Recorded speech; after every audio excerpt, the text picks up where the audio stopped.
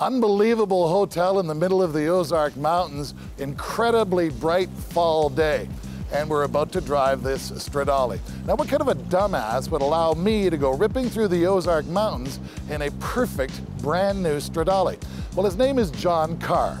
Now, Carr is truly an aficionado of great cars.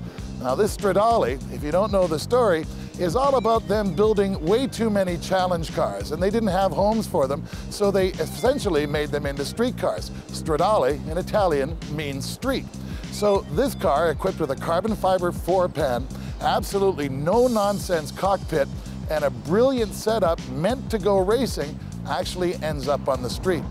Now, over the road, which isn't, frankly, that great a road, the car isn't as uncomfortable as you might expect it to be for really what is a race car. It's fairly stiffly sprung, and you can certainly feel that in the corners, but generally speaking, you can take a long trip in this car. Now, the thing that impresses me most, in only 3 or 4 years, Ferrari has made this paddle shifter thing go from kind of a novelty. I remember the last time I drove a 360 on the show, I talked about how hard the thing shifted. Well, it still shifts crisply, but it doesn't shift as sloppily and hard as the first iteration. In fact, this is the best it's ever been. So rather than being complicated and difficult to drive, this car is actually simplified without being dumbed down. Now, you can see the brakes on the car. They are absolutely enormous, and for all intents and purposes, exactly the same brake setup that you get on the Enzo. Let's deal with some of the numbers.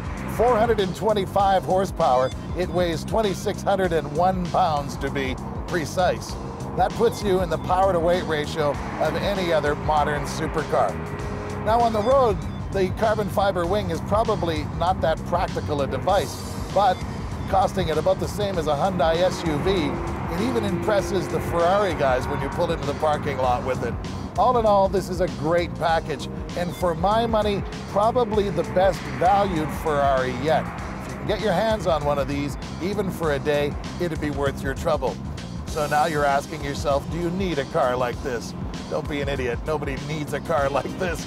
But do you want a car like this? This is the kind of car that you would sell a family member down the river to get. And I'm not exaggerating one little bit.